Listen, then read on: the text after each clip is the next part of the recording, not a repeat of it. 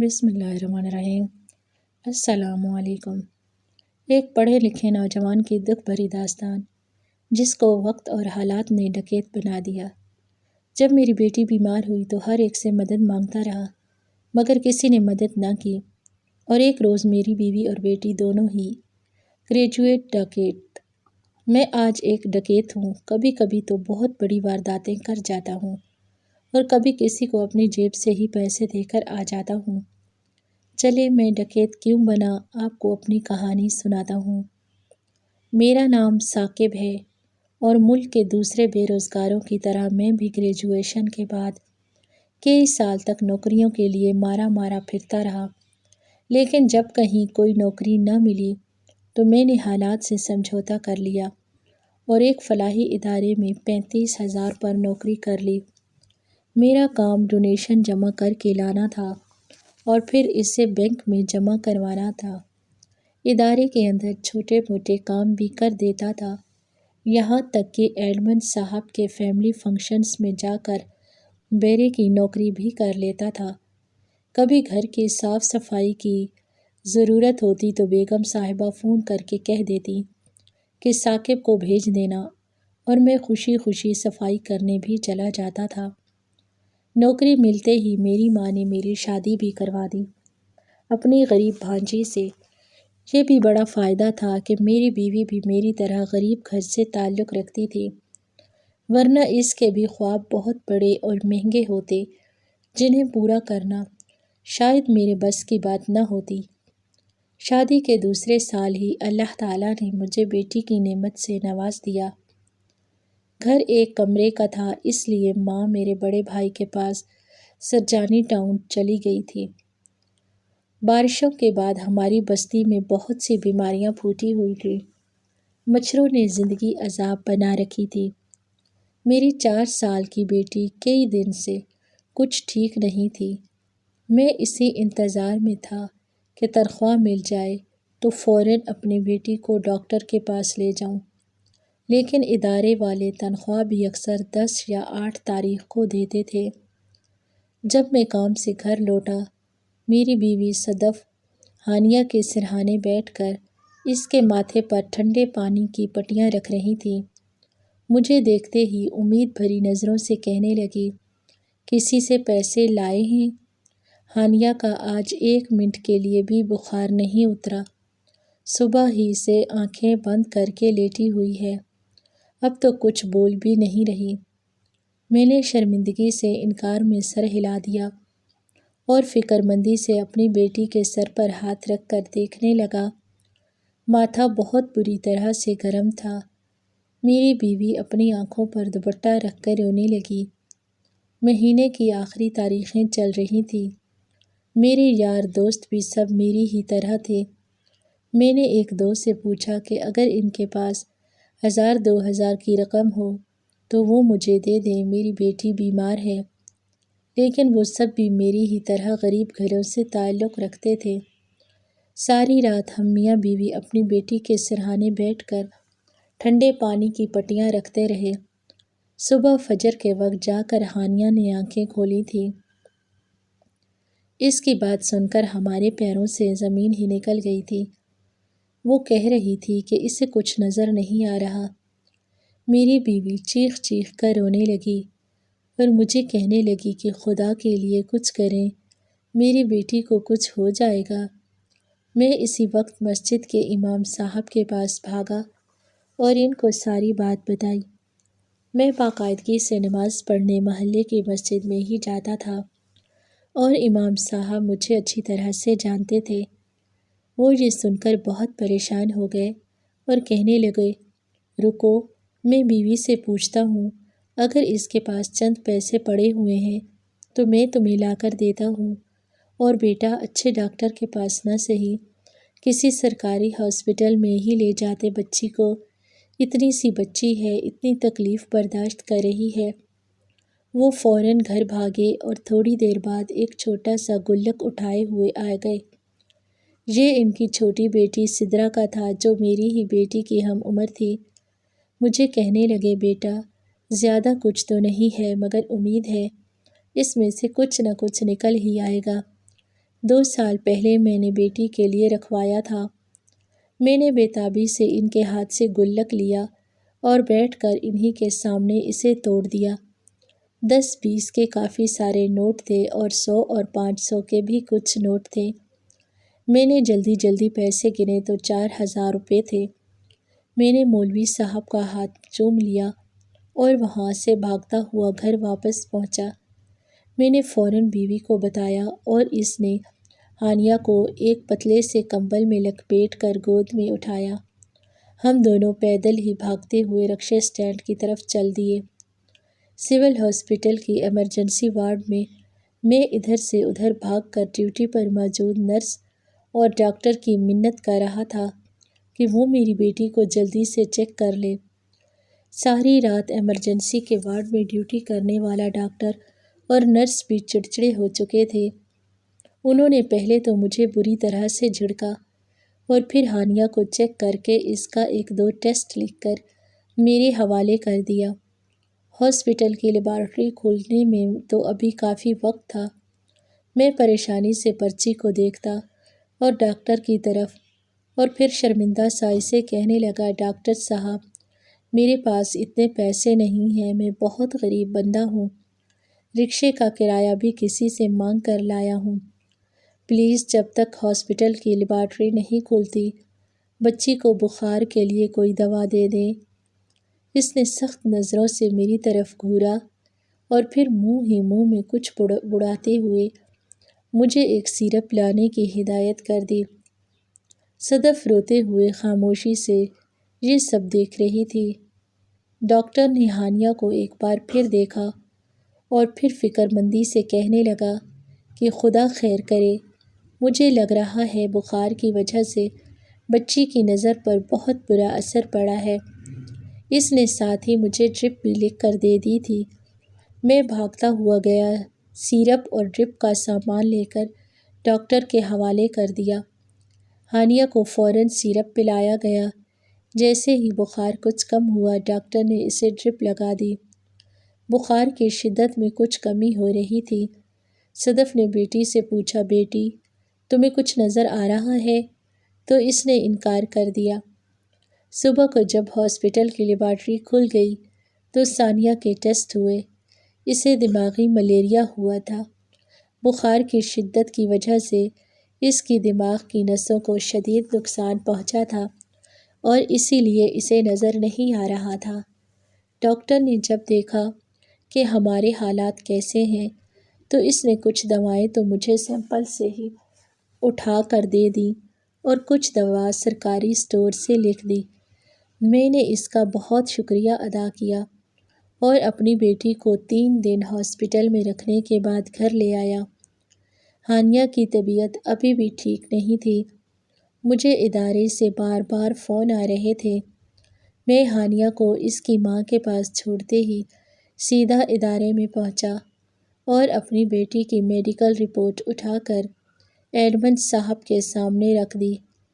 وہ پہلے تو کچھ ناراض تھے لیکن رپورٹ دیکھ کر خاموش ہو گئے۔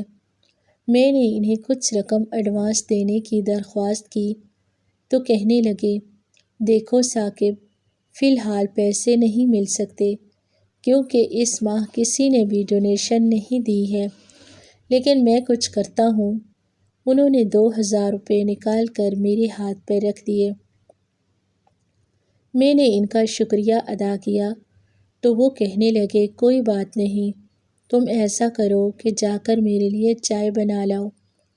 میں خوشی خوشی چائے بنانے بھاگ کھڑا ہوا۔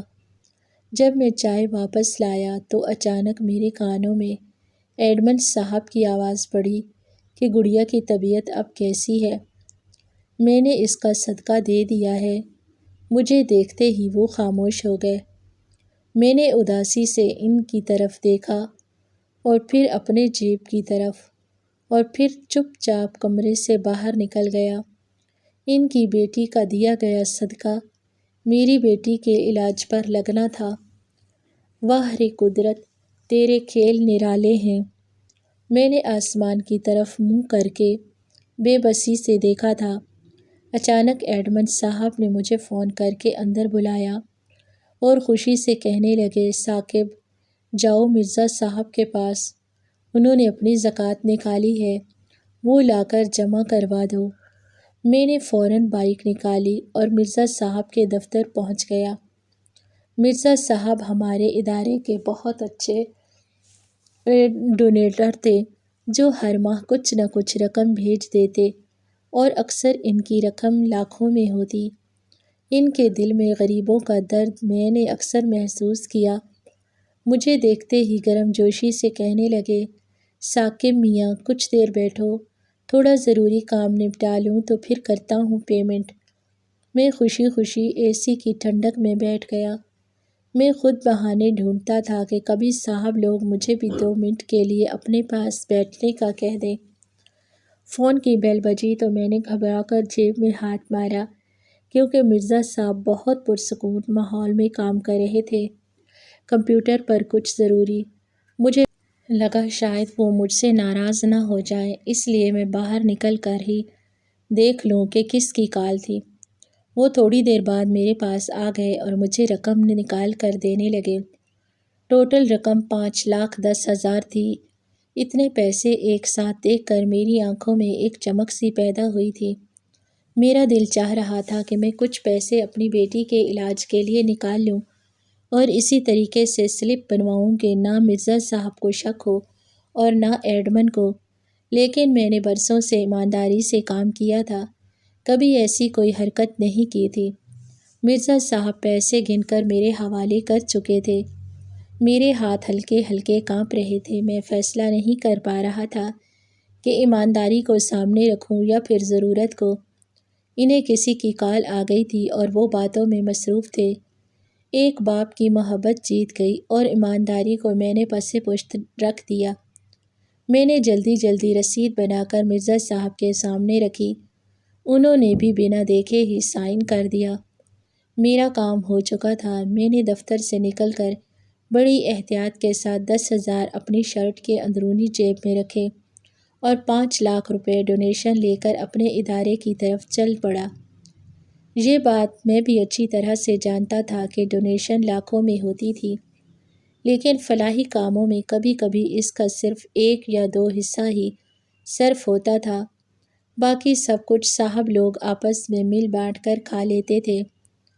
آج مہینے کی 6 تاریخ تھی۔ جیسے ہی میں دفتر پہنچا، صاحب نے مجھے دوسری جگہ جانے کا حکم دے دیا تھا۔ میرا دھیان میرے فون سے بالکل ہٹ چکا تھا۔ باہر شدید گرمی تھی۔ میں نے ایک جگہ رک کر گنے کا ٹھنڈا شربت پیا اور جلدی اپنی منزل کی طرف روانہ ہو گیا۔ وہاں سے بھی 1,05,000 روپے ملے تو میں نے 5,000 اپنی جیب میں رکھے اور بڑی صفائی سے رسید بنا کر سائن کروا لی۔ دل ہی دل میں حساب کتاب کر رہا تھا کہ اب میری بیٹی کو کسی اچھی جگہ پر علاج سکون کے ساتھ ہو جائے گا۔ شام تک میں 2 سے 3 جگہ مزید گیا، کہیں سے 2 کہیں سے 3,000 کر کے میں نے 20,000 جمع کر لیے تھے۔ میں بے چینی سے شام کے 6 بجنے کا انتظار کر رہا تھا۔ جیسے ہی 6 بجے میں گھر کی طرف روانہ ہوا، ابھی میں گلی میں داخل ہی ہوا تھا کہ 2-3 پڑوسی مجھے اداس نظروں سے اپنی سمت دیکھتے ملے۔ میں نے رک کر ان سے سلام دعا کی تو وہ مجھے کہنے لگے، ثاقب علی کہاں چلا گیا تھا؟ تیرا نمبر کیوں بند تھا؟ اچانک مجھے صبح کی کال یاد آئی تو میں نے جلدی سے جیب میں ہاتھ مارا۔ میرا فون بند پڑا تھا۔ میرا ایک محلے کا دوست نثار اپنے گھر سے نکل آیا اور روتے ہوئے میرے گلے لگ گیا۔ میرا دل بہت زور سے گھبرا رہا تھا۔ میں نے اس سے پوچھا، کیا بات ہے؟ میرے گھر میں تو سب ٹھیک ہے نا؟ میرا دھیان اپنی بیٹی ہانیہ کی طرف ایک دم سے کھنچا تھا۔ اس نے انکار میں سر ہلا دیا۔ میں بھاگتا ہوا اپنے دروازے پر پہنچا تو کیا دیکھتا ہوں کہ سفید چادر سے ڈھکی ہوئی 2 لاشیں رکھی ہیں۔ میں نے اپنا سینہ تھام لیا۔ عورتیں بین کر رہی تھیں۔ سامنے ہی میری ماں اور بڑا بھائی بھی بیٹھا رو رہا تھا۔ میں لرزتے ہوئے قدموں سے جب ان لاشوں کے پاس پہنچا تو میرے بھائی نے ان کے چہرے سے کپڑا ہٹا دیا۔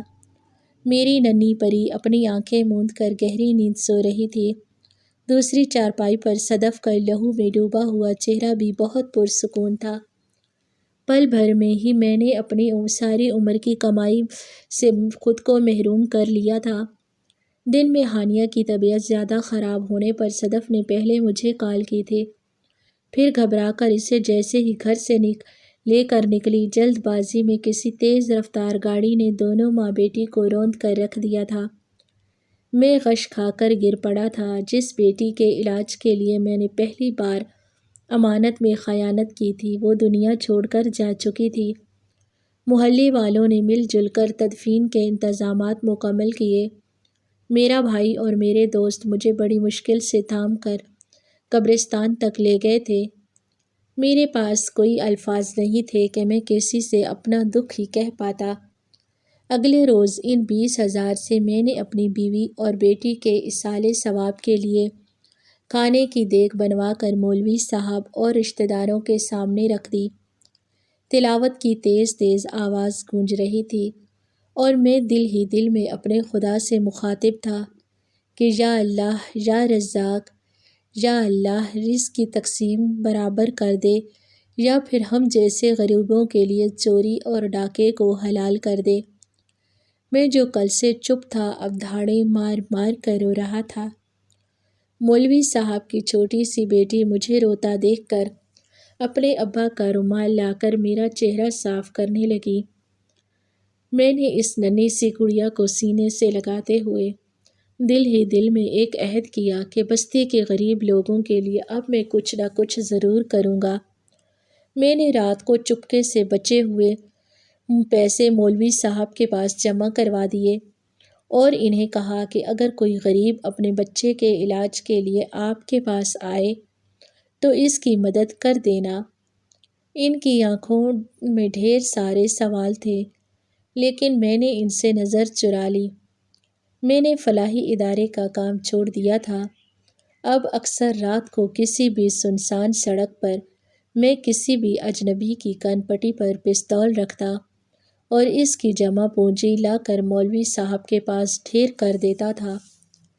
میں جانتا تھا کہ کسی دن کوئی اندھی گولی میرا بھی مقدر بننے والی ہے، مگر تب تک مجھ سے جتنے غریب بچوں کی زندگی بچائی جا سکتی ہے میں بچاؤں گا۔ مولوی صاحب بھی سمجھ چکے ہیں کہ میں کن راستوں کا مسافر بن گیا ہوں، لیکن ہر روز کسی نہ کسی غریب کا گھر میری وجہ سے تباہ ہونے سے بچ جاتا ہے۔